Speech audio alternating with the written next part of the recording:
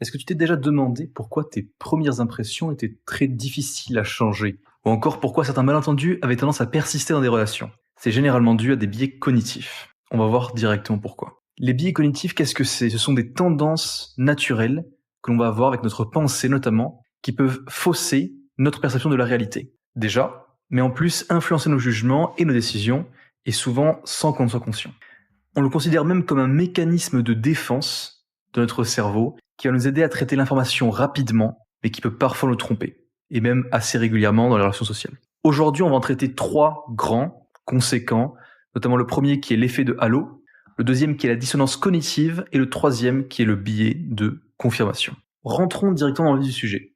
Tout d'abord, l'effet de halo, qui va être aussi très commun dans notre sphère, les sphères un peu plus pragmatiques, scientifiques, entre autres, qui va être que dès le moment où on perçoit un trait de caractère, une caractéristique positive d'une personne, ça va venir nous donner une impression générale de la personne comme étant positive complètement. Ça va influencer complètement la manière qu'on va avoir de la percevoir. Ce qui veut dire que par exemple, si on montre un bon trait de caractère, par exemple on est très bon dans quelque chose, on va dire spécialiste dans un domaine, la personne en face va avoir tendance à penser, habituellement, que l'on va être très bon dans tous les autres domaines, ou facilement bon dans les autres domaines. Par exemple, un expert qui va être un expert musicien, quelqu'un qui joue du piano extrêmement bien, va avoir tendance à donner l'impression qu'il va être bon dans plein d'autres aspects de la vie, alors que potentiellement il pourrait battre sa femme, ce qui n'a aucun rapport avec le fait qu'il joue du piano. Et c'est notamment pour ça que lors de la première impression, il va être très important de ne pas se laisser toucher par ce biais cognitif, ou même de faire en sorte de donner un petit peu plus de compréhension à l'autre personne par rapport à ça. Pourquoi ? Parce que ça peut nous amener principalement en tout cas, à ignorer les défauts de l'autre personne, ce qui va conduire à des relations qui vont être malsaines, déséquilibrées, et à des attentes qui vont être irréalistes. Donc très compliqué, très difficile. Le deuxième biais cognitif, c'est la dissonance cognitive. Qu'est-ce que c'est la dissonance cognitive ?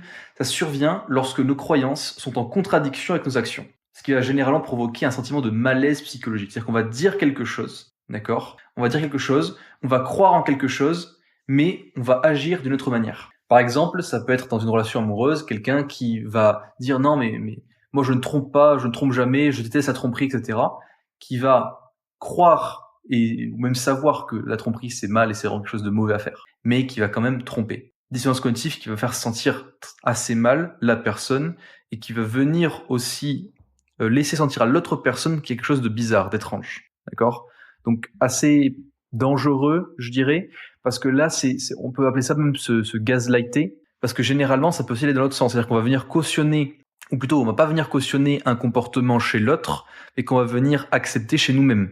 Vous voyez ? Et moi, c'est pas pareil. Moi, si je le fais, c'est parce que si ça, alors que ça n'a pas de sens. Si on prône quelque chose auprès des autres, habituellement, il faut l'appliquer. Donc, faites bien attention, au sein d'une interaction, à la régularité, la fréquence à laquelle les personnes vont justifier ou rationaliser certaines de leurs actions, surtout lorsque ça touche à des comportements qui vont être toxiques / néfastes. D'accord ? Parce que ça peut être très facile pour quelqu'un de blâmer quelqu'un d'autre par rapport à quelque chose qu'il a fait, sans pour autant que la personne ne le fasse pas elle-même. Vous voyez ? Donc, vraiment faire attention. Il s'agira notamment de constater si les comportements en question sont contradictoires avec les valeurs de la personne. D'accord ? De manière plus concrète, par rapport à vous-même, il s'agira de percevoir à quel moment est-ce que vous dites quelque chose ou vous croyez en quelque chose et votre comportement part à l'inverse. Par exemple, si vous savez pertinemment, je ne sais pas, que fumer c'est mauvais pour vous, c'est néfaste pour vous, dans ce cas-là, pourquoi est-ce que vous fumez ? Vous voyez ? Une dissonance cognitive qui, sur du long terme, a tendance à vous faire vous sentir mal, d'accord ? Et qui ne vient pas apporter de la satisfaction, qui va même généralement en enlever et faire en sorte de vous faire vous rendre compte quelques années après, parfois quelques décennies après, que vous avez complètement merdé. Et enfin, le troisième biais cognitif, qui est le biais de confirmation, celui-là qui est assez connu, même si certains d'entre vous peut-être ne le connaissent pas. Il s'agit de la tendance à rechercher, à interpréter, à favoriser des informations qui vont dans le sens ou qui confirment d'une manière nos croyances préexistantes. D'accord ? Ce qui veut dire, par exemple, pour ceux qui sont contre le fait de se faire vacciner quand on est enfant par rapport à certaines maladies. Par exemple, ces personnes-là vont aller sur Internet et chercher sur Google les études qui sont contre le fait de vacciner les enfants quand ils sont jeunes. Vous voyez ? Même si ça représente peut-être 10 études sur 1 million, Ils se conditionneront à consulter uniquement les études en question sans prendre en compte justement les 1 million d'études qui sont contre ça et faire en sorte de renforcer leur croyance qui est déjà préexistante. Donc ça dans le cadre de relations amoureuses, très dangereux. Pourquoi ? Parce que un biais de confirmation, ça veut dire venir chercher des tout petits détails qui vont venir continuer de renforcer une croyance initiale par rapport à une personne. Par exemple, cette personne est bonne pour moi parce que, tu vois, de temps à autre, elle me respecte. Bah oui, mais le respect est censé être tout le temps. Donc là, c'est un petit peu bizarre. C'est « Oh, il m'offre des fleurs de temps en temps, comme ça. » Oui, mais si durant le reste de la relation amoureuse, il est en train de te battre, là, il y a un problème.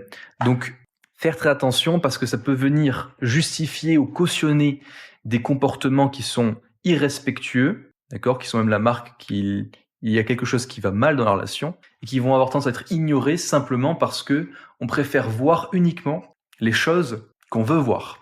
Bien évidemment, ce ne sont pas les 3 seuls biais qui existent, il y en a plein d'autres, mais c'est vrai que les biais en général sont très importants à étudier parce qu'en comprenant cela, on va pouvoir aussi comprendre pour quelles raisons est-ce que des fois on a été mislead, on va dire, on a été guidé de la mauvaise manière dans nos relations amoureuses, dans nos interactions aussi avec des femmes. Donc, pensez à prendre le temps de vous pencher sur la question, revenir sur votre passé. Est-ce que ça vous est déjà arrivé ? De toute évidence, oui. Maintenant, de quelle manière, à quelle fréquence et avec quelle intensité ? Ça, c'est les questions que vous devez vous poser. Et en fonction de ça, venez voir si vous avez une certaine propension à avoir un certain biais cognitif et notamment si ça risque de mettre à risque vos prochaines relations. Ce qui serait donc, encore une fois, pas agréable parce que vous seriez obligé de revenir dans un cercle perpétuel, un cercle vicieux, qui vous empêcherait d'évoluer personnellement. Et donc, ça serait la boucle de l'ego, littéralement.